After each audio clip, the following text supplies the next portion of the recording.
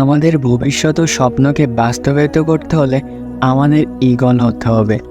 ঈগলের অ্যাটিটিউডকে grow up করতে হবে।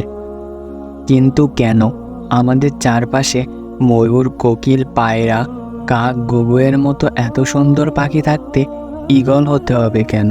কারণ অন্যান্য পাখি দেখতে সুন্দর বা কণ্ঠস্বর সুন্দর হলেও ঈগলের মধ্যে যে অ্যাটিটিউড বা জীবন শিক্ষা পাওয়া যায় সেটা আর কারোর থেকেই মেলে না। সেজন্য ঈগল হতে হবে।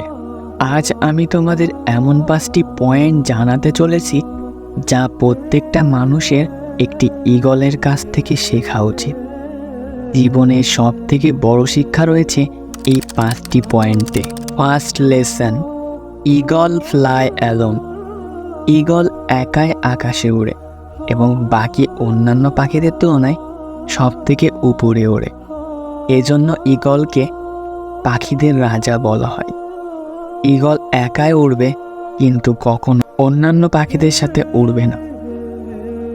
হয় সে অন্যান্য ঈগলের সাথে উড়বে, নয়তো একাই উড়বে। এই থেকে আমরা এই শিক্ষা পাই যে ছোট চিন্তাধারা লোকের থেকে আমাদের দূরে থাকা উচিত। প্রয়োজন পড়লে একাই থাকতে হবে, কিন্তু ছোট মন মানসিকতা মানুষের থেকে দূরে থাকতে হবে। কারণ এটাই সেই সময় যখন তুমি নিজেকে জানতে ও বুঝতে পারবে। Second lesson, clear and strong vision. Eagle অনেক দূর থেকে নিচের নিশানাকে স্থির করে।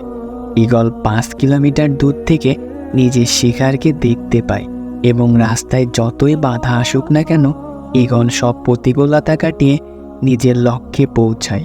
এর থেকে এই শিক্ষা পাওয়া যায় যে আমাদেরও ঈগলের মতো ভিশন ক্লিয়ার রাখতে হবে এবং চলার পথে যতই বাধা আসুক না কেন সফলতা না পাওয়া পর্যন্ত চেষ্টা করে যেতে হবে। কোনোদিন পিছু পা হলে চলবে না। Third lesson, eagle never it's dead things. Eagle কখনো মৃত শিকারকে খায় না। ঈগল সবসময় জীবিত শিকারকে খায়। সে কখনো মৃত শিকারকে ছুঁয়েও দেখে না। এই থেকে আমরা এই শিক্ষা পাই যে তোমার পাস্ট মরে গেছে, তোমার অতীত পচে গলে গেছে, তাই তোমার সেই পচা মরা থটকে কেন ধ্যান দিবে? তুমি বর্তমানকে ধ্যান দাও। সেই পাস্টে যতই খারাপ ঘটনা ঘটুক না কেন তুমি মনে করো তোমার পাস্ট মরে গেছে, আর সেই ঈগলটির মতো হও যে কখনো মরা প্রাণী খায় না। Fourth lesson, excitement. যখন ঝড় বৃষ্টি আসে তখন ঈগল অনেক মজা পায়। অন্যদিকে অন্যান্য পাখিরা নিজের আস্তানায় চলে যায়। কিন্তু যখন ঝড় বৃষ্টি হয় তখন আরও বেশি করে ঈগল উঠতে পছন্দ করে।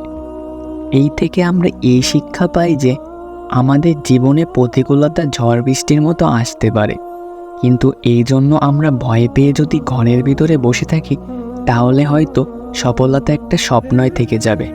কোনো কিছুকে ভয় পেলে হবে না, নিজের ভেতরে শক্তি রেখে ঈগলের মতো প্রতিকূলতা কাটিয়ে উঠতে হবে। Fifth lesson, hard life. Eagle তার বাসা থেকে কমফোর্টেবল খড়কুটা ফেলে দেয়। যতই সে কমফোর্টেবল খড়কুটা ফেলে দেবে ততই তার বাচ্চাগুলো আনকমফোর্টেবল ফিল করবে। কারণ একবার যদি ঈগলের বাচ্চারা বাসায় কমফোর্টেবল হয়ে যায় তখন তারা সেই বাসায় থাকতে পছন্দ করবে, কিন্তু ঈগল এটা কখনোই হতে দেবে না। দেখো, ঈগল একটি পাখি হওয়া সত্ত্বেও এটা জানে যে there is no growth in the comfort zone.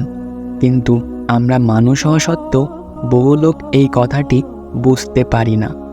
তুমি যদি কমফোর্টেবল জোনে বাস করো তাহলে তোমার ফিউচার লাইফ আনকমফোর্টেবল ছাড়া আর কিছুই দেখতে পাবে না।